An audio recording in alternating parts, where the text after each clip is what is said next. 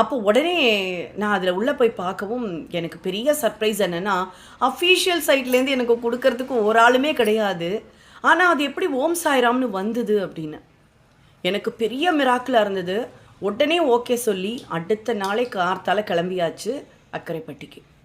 அதே மாதிரி நிகழ்வு தான் எனக்கு 29ஆம் தேதி நடந்தது. என்னென்னா, நம்மளுடைய ஒரு டிவோட்டி அவள் வந்து என்கிட்ட சொன்னால், இந்த மாதிரி நம்ம போயிட்டு வரலாம் சாயி அப்படின்னு சொன்னால். அப்போ நான் சொன்னேன், இல்லை ஆடி மாதம் எனக்கு உங்களுக்கே தெரியும் பூஜை இருக்குது, ஒரு நாள் கூட என்னால் ஸ்கிப் பண்ண முடியாது. சங்கல்பம் எடுத்தால் எடுத்தது தான், அது என்ன விதமான விஷயங்கள் நடுவில் வந்தாலும் என்னால் கிவ் அப் பண்ண முடியாது, அதாவது விட்டு கொடுக்க முடியாது. சொன்னால் சொன்ன மாதிரி செஞ்சால் மாத்திரம்தான் அதில் பரிபூர்ணமாக எல்லாருக்கும் அவளுடைய கோரிக்கை நிறைவேறும்.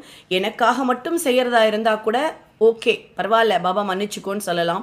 இது பல பேருக்காக நடக்கக்கூடிய ஒரு பொதுவான பணி. அதை நான் ஒரு காலம் என்னால் நிறுத்த முடியாது, அது என்னுடைய சுயநலமாக மாறிடும், அதனால் நான் பண்ண மாட்டேன் அப்படின்னு சொன்னேன். அவள் ரொம்ப ஃபோர்ஸ் பண்ணால், அவள் குழந்தைகளும் என்னை ஃபோர்ஸ் பண்ணிட்டு வாங்கும் அத்தை அப்படின்னு. எனக்கு என்ன சொல்கிறதுனே தெரியல. நான் உடனே இவர்கிட்ட கேட்டோன்னே இவர் சொன்னார், இது பாபாவோட காலாக இருந்தா அப்படின்னு சொல்லி கேட்டார்.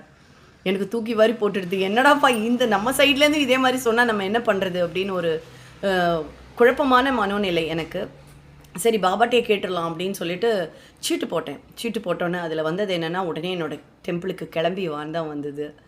நான் என்ன பண்ணுவேன், அப்போ பூஜை என்ன பண்ணுறது அப்படியே ஒரே குழப்பம். நான் அவள்கிட்ட சொல்கிறேன், வேறு எந்த கோயிலுக்கும் வரமாட்டேன், நேராக பாபா கோயிலுக்கு வருவேன், திரும்பி உடனே கிளம்பி வந்துடுவேன். 6 மணிக்கு இங்கே இருக்கணும், எனக்கு பூஜை பண்ணணும்.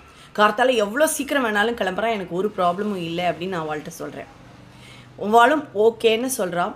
அப்போது அவள் சொல்கிறத கேட்டுட்டு எங்கள் ஆற்றுல வந்து சரி நம்மளே புக் பண்ணிடலாமா அப்படின்னு கேட்குறார். ஓகேன்னு சொல்லி நாங்கள் கேபே புக் பண்ணுறோம்.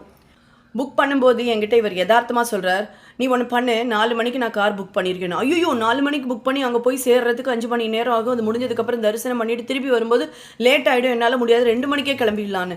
ஏன் நீ 2 மணிக்கு எந்தது 3 மணிக்கு பூஜையை முடியேன், 4 மணிக்கு கிளம்பலாம்ல அப்படின்னு. நான் என்ன சொல்கிறதுனே தெரியல. ஏன்னா கேள்வியும் நானே பதிலும் நானேன்னு சொல்லக்கூடியவர் அவர், உங்களுக்கே தெரியும். ஆக இந்த விஷயத்துக்கு என்ன பதில் சொல்கிறதுன்னு தெரியாமல் சரின்னு ஒத்துன்ட்டு கார்த்தால 2:30 மணிக்கு எழுந்திருந்து அந்த பிரம்மமுகூர்த்த பூஜையை முடிச்சுட்டு கரெக்டாக 4:45 இங்கேருந்து கிளம்பிட்டோம். இது நடந்ததுக்கப்புறம் அங்கே போனோன்னு நடந்த விஷயங்கள் எல்லாமே ரொம்ப மிராக்குலஸ்.